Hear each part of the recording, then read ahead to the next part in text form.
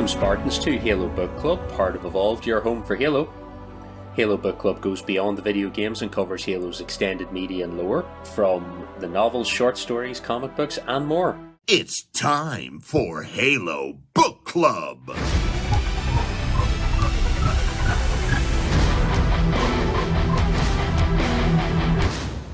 I'm your host Aaron, and with me today we've got Ian. Hello again. And we've got David. Hello everybody. We have gathered together unlikely podcast hosts, and we are going to do a book club. It's very exciting. Hell yeah. This month's book club is another Halo Fractures story. This one is Defender of the Storm. So before we do that, we will do some socials. If you're new to the show, welcome. Halo Book Club is part of Evolved. We host a variety of other shows at Podcast Evolved. We've got the main show, Podcast Evolved, Mission Debrief, Builds with Blocks, Halo TV Plus, Halo Gear Guide, Halo Headlines, and a current news show I'm working on that I do not have a title for yet, so when I figure out a good snappy one, or I'm going to end up letting Discord pick. But there will be a new show. Evolved also partners with HCS Pro Talk, a podcast where Josh and Will discuss the latest information within the competitive Halo scene, with an emphasis on the community every week. You can learn more about all of our shows by going to the website, evolvedhalo.com. If you're already a fan of the show, we'd like to ask you to take a minute to rate us and review us on your podcast service of choice, because we greatly appreciate the feedback. We'd also like to take a minute to thank all of our patrons for your continued support. Your contributions help make everything possible, such as buying replacement microphones for Lucas. Behave yourself, Lucas. Stop wrecking equipment. You've been warned. Thank you very much to all of our patrons for your continued support. If you're not a patron and would like to find out how to become one, go to patreon.com/Halo Evolved, and there you can learn about the variety of exclusive rewards, such as early episodes, unique swag, access to the soundtrack, and the secret Discord channel. Well, I don't really think it's a secret, but it's patrons only, so you can go in there and just abuse other patrons. And finally, we encourage all of our listeners to support us through Audible. There you can enjoy the growing collection of Halo novels all in one place, along with thousands of other novels, guided wellness programs, and more. Use the URL audibletrial.com/podcast evolved to learn more and start your free trial today. And I will have to do an audiobook recommendation, because I usually do one when we mention these. The next book I haven't started yet, but I have downloaded, is the Stephen King novel Fairy Tale, so I'm going to give that a go. Ooh, I picked that up physically off my dad last time I was home. He said it was very good. Yeah, I've heard good things about it, so the only thing I had to ask my friend was they're reading it the minute, and I said, there's a dog in it, and I was like, if anything happens to that dog, you ring me straight away and you tell me, and I stop the story and I never listen to it again. That's the only condition. I can't cope with that. They haven't phoned me yet, so I assume I'm fine, but apart from that, I'm just finishing the Return of the King at the minute, so I'm now on to the 75 endings of that story. Who reads who's narrating it? It is all narrated by Andy Serkis. Oh, very good. It's a fantastic Gollum the whole way through it, and then rather good movie-like impressions of the others.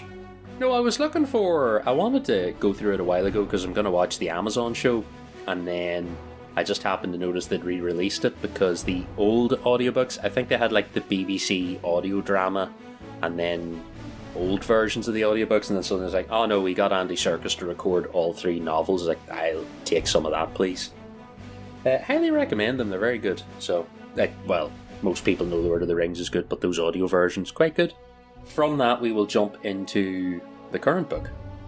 I have volunteered Ian as tribute. He's going to read out the information. You can do it, Ian. Alright, let's see if I can manage this. Alright, so book club this month, title is Defender of the Storm. That's a short story out of the Halo Fractures series of short stories. The author is John Jackson Miller. Publisher was Galleria Books. Format's available. It's available digitally, physically, and audiobook form, which is, I think, pretty much everything you can get your hands on or your fingers on typing. Release date. You typed this in British format or whatever this nonsense is. It was... You mean the correct format? Yes, it was the 20th... What is this? 20th month of September? September 20th. I think I got it. September 20th, 2016. All right, I figured it out. Length is 59 minutes. That's audiobook length. I don't have a page count. It's not very long, though. 59 minutes is... I did not have a book handy, so you're just getting the audio length. I'm gonna guess for a book like that, it's gotta be 30 pages for an hour? For an hour, probably, yeah. Yeah, I don't think it wasn't that long at all. I got through it pretty quickly. Timeline is approximately 100,000 BCE. I think it says it's basically right at the end of the Forerunner Flood War, right before the firing of the Halo. So I think that's 97, 445 BCE, something like that. So it's right around there. Location is the gas giant known as Seclusion. I don't think we have any other information other than the name of the gas giant. And then characters in the book, we have the main character is Adequate Observer, who is a Forerunner Manipular. And then we have several other red shirts, Capital Enforcer, I think being the other one that we at least get some sort of backstory or a little bit of story to. The Ancilla doesn't have a name, do they? They don't name their Ancillas. I don't remember if they name... Do they remember any of the Ancilla? I remember him talking to him. Yeah, he just refers to them as Ancilla. I was just trying to think do Foreigners generally... They probably don't have names. I remember them calling it Ancilla. I don't remember them having a name. I think they only really tend to name the big ones as far as I can see. The rest of them are just Ancilla or Blue Lady, because it's that way the whole way through the Forerunner books. No one there ever mentions the Ancilla in their armor by name. True. It's just, Mendigan Bias and the big guys that all seem to have a name. They had a lot of AIs, though, I think. I kind of don't think they appreciated them as much as maybe the humans did. Yeah, I got the impression that, the suit AIs are very much just tools. I kind of get the feeling that, the dumb AIs we have now in Infinite, they're quite smart, but they're not, Cortanas. They are, funnily enough, I stopped to think of a name of one of the suit AIs and my brain went, nah. So that's how much of an impression they've made. I have Virgil, I know that. The new ones, Virgil, Lumu, Cirque. There's probably one or two others. Banished one as well. Oh yeah. Can't think of the name off the top of my head. But anyway, I suppose that's all the more important that they're not that relevant. This story, we rattle through the short condensed version and just talk about anything we find of interest as we go through it. We start off, we join Adequate Observer. He has pulled the shit detail. He has been on this station for, they say, at least a decade or so now. 15 years. 15 years. He's been stuck on this place. The other crew that are with him transfer on and off every year. They get a fresh influx, and he continues to be there. It has finally dawned on him that nobody gives a shit about him anymore. It's things are going bad in the war. They took all 20, of my colleagues the last time and gave me a few back, but they still didn't want me. And I was oh, that's not a great position to be in, that you... Even his AI doesn't try to soften the blow anymore, because they talk about when the supply ship leaves, it's did they give a reason? She's no. It's not maybe a great time in this warrior-servant's career. Is that a kind way to put it? He doesn't come across as a very warrior-like warrior-servant. No, I was thinking that myself. Part of it might be with the fact he's not necessarily, I don't think, the oldest or most experienced.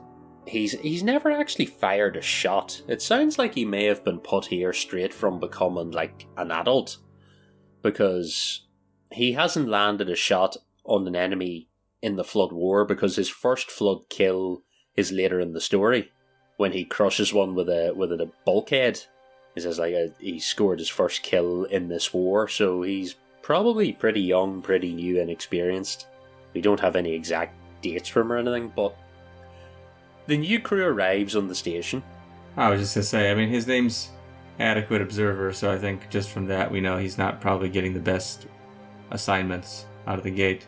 And this assignment, as we go through it, is a little confusing as to why anyone is assigned to this role in the first place. If he was an engineer, he would be called Floatsmeh.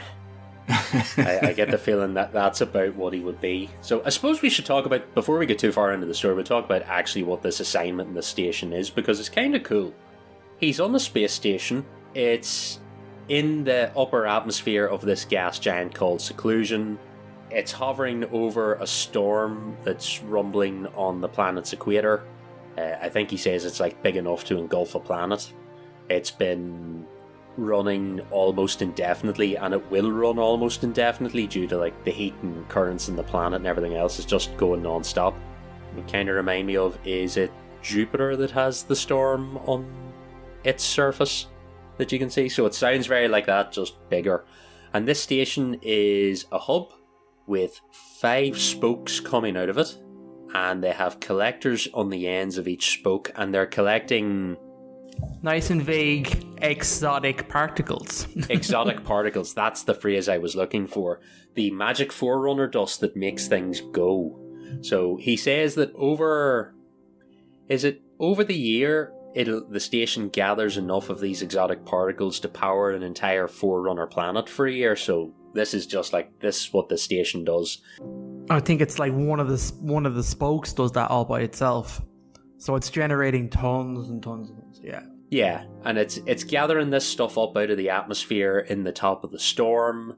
The spokes spin round. The whole station's constantly spinning around. It sounds like a giant wheel just flying above the storm. And then it's all gathered up, and once a year it's shipped off, and then the relief crew comes in, and the whole process starts again. So is this facility, I know it's described differently, but is it at all similar to the Halo 2 facility that we go to as the Arbiter? I can't remember the name of that one now. Oh, I know what you're thinking of. Yeah, this thing floating sounds over more a gas giant too. I don't know if it's the same thing, but it seems kind of like a similar idea. Yeah, for sure. I get the feeling, yeah, it might be the same concept, but like different purpose, different facility, but something similar. It's floating, you know. This thing isn't like anchored in any way. The way like you break the anchor in Halo 2 and it drops straight down. This thing is all just floating around the place, spinning. Yeah, whereas the Halo 2 one's sort of like fixed in the storm. This is pretty much the duty he's stuck on now. So he's there, he's on the station. The last crew leaves, the new relief crew comes in. He doesn't really talk to them. They don't really talk to him apart from bullying him. They give him the nickname Barely Adequate Observer. They're kind of dicks. They're a more experienced crew, but they're also like, they don't want to be here. They got the shit job. But sort of like the one that probably gets the most mention is Capital Enforcer, because as the story goes on, we learn that he has a theory about why they've been sent there. But what happens is, I think, did they say, is it at night or daytime on the planet, they can't harvest the elements because they fall back down into the storm. So when that happens, they send out observation crews and they go out into each of the 5 spires and do a security sweep. They go off, adequate observers in the control room in the hub at the middle, and then suddenly one of them reports back that they're being attacked by the flood. They don't know where they've come from. The attack starts, they're fighting off the enemies, and then they have to start sealing off the spires one at a time. I suppose important thing that we'll learn later is that one of Adequate's other jobs that he got and seems to get all the time is he basically has to empty the toilets, and he has to take the waste material out to biodigesters that are on the edge of each spire, and that will be important to find out what happened later. If I'm thinking right here, the first security crew gets eaten, except for, is that Capital Spire? So he's holding off the flood. Well, there's one bloke gets eaten and he calls for reinforcements, so loads of people come for the other arms and go to him, but that leaves the other arms kind of unmanned, not very well manned, and then they all get taken out individually, and then in the middle of that, or somehow the main guy, I'm blanking on his name. Yeah, Adequate runs, he goes down the spire with the, I didn't have her name here, the Forerunner that gave him the Burly. Yeah, she gives him the Burly Adequate nickname, but she's on her own, she's running from the flood. He sprints down the corridor. Oh, I suppose it was worth mentioning before this that when Adequate's been on his own in the station, he thought he saw something moving out in the storm, and his AI is basically like, nah, it's ice, you can't see anything out there, it's too rough. He says, but it looked like there was a light in. He goes, no, it's lightning in the storm, it's nothing, don't worry about it. And as he runs down this corridor to help the lone Forerunner, something slams into the glass window, and he looks out and basically sees like a... Does it sound like a flying, like, stingray? The description kind of makes me think of a stingray. I'm thinking like the stuff from The Abyss, the movie. Oh, that's a very good shout. All lights and floatiness, and he describes them as having like lights inside them and all kinds of weird alien-like descriptions. It's pretty cool. 3 lights and shimmery arms and like a long lashy tail, and it's floating outside the window. And he's like, this is quite impressive because the station's hurtling through the storm, spinning at high speed. The only reason he's fine on the inside is the gravity systems that the Forerunners installed. Only for that he should be like centrifugally flung to the wall or something. But this thing's outside the window keeping pace with the station. And he sort of looks at it for a minute and he talks to his AI about it. And then he remembers, oh shit, the flood. And he turns around in time to see that the other Forerunner's been eaten. He goes to start like the emergency bulkhead close, and then someone in the control hub overrides it and slams the door shut, but locks him in the corridor. And then while he's trying to like get his escape, he's talking to the AI and he's like, oh, if that thing hadn't have hit the window, I would have run down into the middle of that Forerunner as they were transforming into a combat form. Like, so it saved me. So he eventually, the AI tells him there might be a way back even though the blast doors are closed. He shoots a panel open in the corridor and climbs into the collector tube for the special exotic particles and finds out that it's empty and the station hasn't been collecting particles. And he's like, oh, is it just this one? And the AI is like, no, there'd be no way to compensate for the other 4 spires working and this one not working. It says this station hasn't been collecting any particles for at least 10 years. Ba, ba, ba. And he's talking to the AI and he's like, but something would have told us. It's like, why the fuck wouldn't it? It's like, why would they send like the refueling tanker to come and collect the particles if there were no particles being collected? So he's sort of left a little bit confused, but he makes his way back to the hub. He finds out that 3 of the 5 spires have now been sealed up. There are 2 left, and that the other Forerunners have gone to make their last stand in one of them. He runs down one corridor, realises he's run down the wrong one, sees the flood coming, seals it off, runs back up, hooks up with Capital Enforcer. Everyone else is dead. Enforcer basically says to him, I have a theory about why we're here. You know, we're here as like a distraction or a decoy for something. And he gives Adequate his other key for the self-destruct. He also tells Adequate that he's seen 3 of the avian alien bird things. Oh yes, he says he's seen 3 more out the window. And they were like bobbing around and moving fast and erratically. It sounds like trying to get his attention. It was a good thing that there was 2 of them left at the end, not 1, because they happened to have the key. They needed 2 keys, and if there's only 1 of them left, he wouldn't be able to do any of this. Not only was it lucky that there was 2 of them, that it was the exact right 2 of them with the exact right keys. Yeah, very convenient. Did everyone else have a key? Did they lose their keys? It's these little convenient things in Halo. Always good. So, Adequate takes the 2 keys. He goes back to the hub.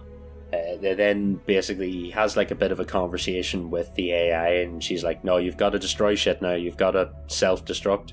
He's asking questions about the avian creatures in the storm, and then it suddenly clicks on him what has happened, and he starts to talk to the AI about his theory, and she's like, no, you can explain this to me, but really fucking quick, because you've got to blow this place up. So he says to her that, now, hopefully I remember this right, he believes that somehow the librarian figured out that there was actually life in this gas giant.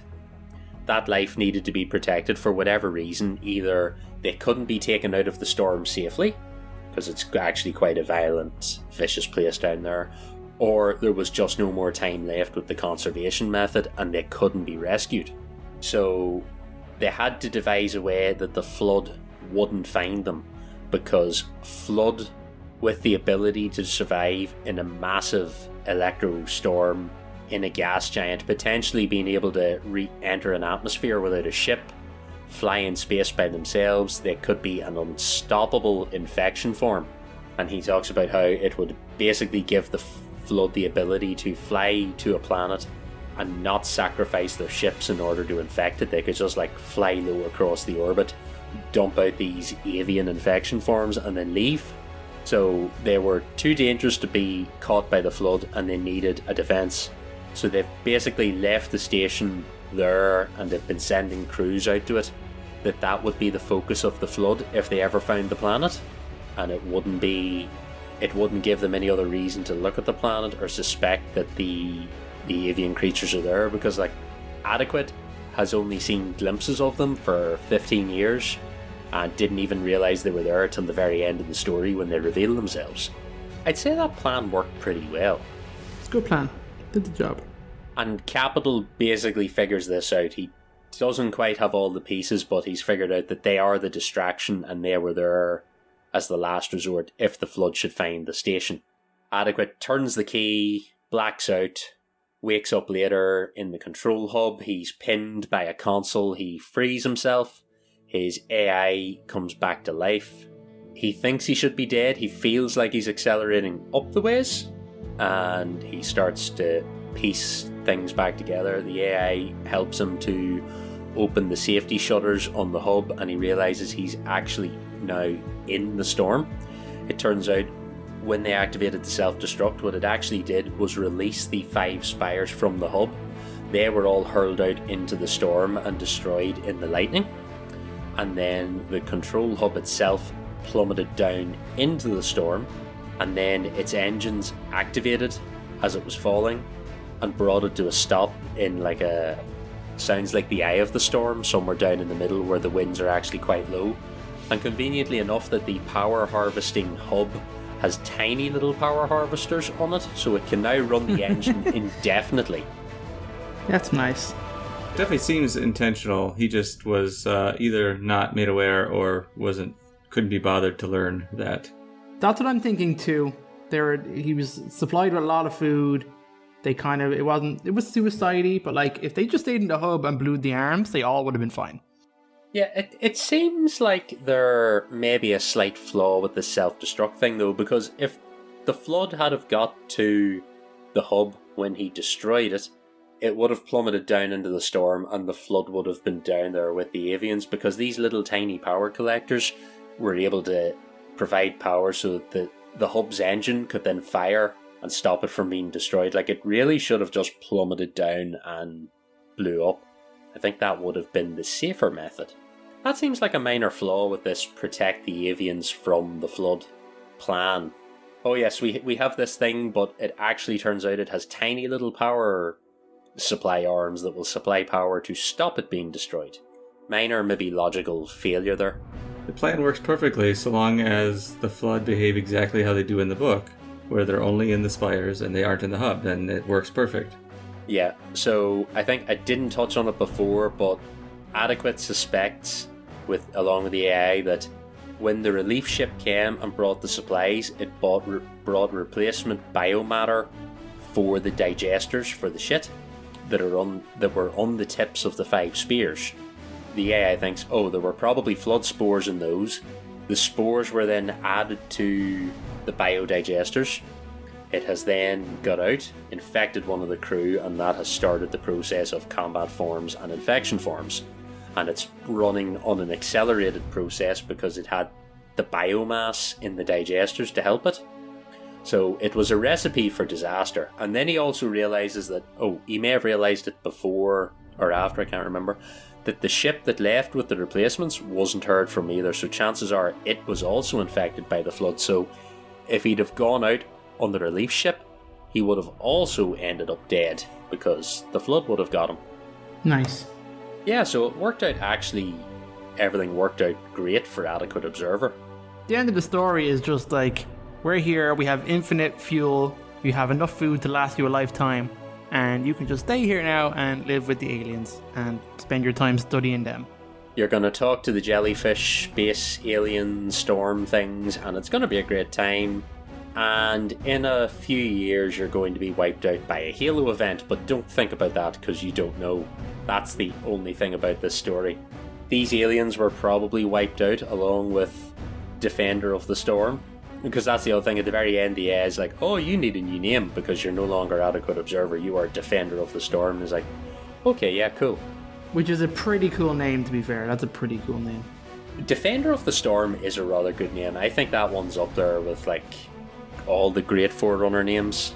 It's Didact levels of, what is he, Shadow of a Sundered Star or something like that's... Yeah, something mental. So it's quite good. Thoughts on this story? I like it. It's pretty good. My big issue is now that this is, the third or fourth time I probably listened to it before the book club here. And the more I think about it, the less the whole plan with the station and then the whole falling, that none of that makes any sense to me, to be entirely honest. Like, I couldn't figure out why they didn't keep harvesting the material. They could have just kept harvesting. None of that had any effect on the flood or anything. And then if they didn't want the flood there, the flood only got there because they literally delivered the flood on a ship. So that plan didn't work out so great either. I wonder if they stopped harvesting the materials. He suspects that the aliens may have been feeding off these materials, and I wonder did they shut down the harvester because once they realised there was life in the storm, they were competing with its food. That's my... I also thought that too, that potentially what they were doing was harming them. So they stopped harvesting. They sort of gone, oh shit, there's life here, so we need to shut this down, but we need to keep the station here because we need a distraction if the flood arrive. But yeah, like you said, the flood arrived because they took it, although I suppose it's a sign that that's how bad things were at the end of the war. Like, they sent a relief ship and accidentally infected the station with it. Yeah, so the plan was then you leave the station there so that when the flood inevitably show up at the planet, you have a station. They only go for the station. They're too stupid to look at the rest of the planet. But if they'd gotten there without it, then they would have found the AI. It's good enough. It's pretty weak. It's an end of the universe type of plan. Yeah, well, that's fair. Yeah, that's fair. It is kind of a military strategy, though. It's like you do a little bit of like distraction. You go like, oh, look at this thing over here. Like I know I've read about stuff in World War II where they were like hiding factories. So they would paint like, they would hide the factory to look like farmland and, you know, grass on the roof and banks and all these other things.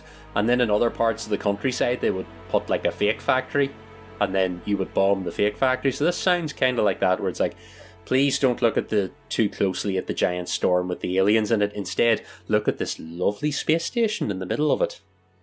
Tasty space station. Num num num num. Yes, full of loads of idiot Forerunners. So I think like if it's a weak plan, but it's yeah. Well, like you said, it's the end of the world strategy. You know, they don't have much left. So I'll buy that. I can buy that. We're gonna have to chalk this down to adequate plan. Nice. Anything else?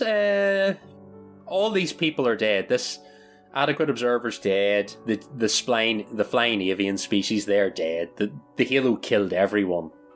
Yeah, I think I like this story more, and when you did before you had told me that it was all just pointless and fruitless, and they're all dead now. Did you like the idea that Defender is still living in the gas giant? In my brain, he's still there with his alien friends. Now, unless it's some kind of, it's actually out of the way of the ring, but I don't think it is. No, we are given any indication of that, but I mean, I don't know. I think every once in a while they throw in this X, Y, or Z blocked the halo effect, and suddenly this thing is fine. So who knows? Maybe those particles kept the halo effect from happening. Oh, there you go. That's how they get out of it. The exotic particles combined with the lightning in the storm were able to defend him from it. Yes, I like that. There you go. So success, everyone's alive in the storm still. Although it's also sad because Adequate Observer can't leave the storm because the hub's engines are powerful enough to stop him falling indefinitely, but not strong enough to get him out of the storm. Come on, man. Over thousands of millions of years, they'll figure something out. Or the engine breaks down and he falls to his death. Yeah, man, Forerunner stuff doesn't break. What are you talking about? Although the avians can get up to the top, so maybe they'll tow them up someday, learn to use them like huskies. Okay, I think we have adequately run through everything of use in the story. Any final thoughts before we go? Anything else? No, it's pretty good. It's a nice little Forerunner-y story. Nice and quick.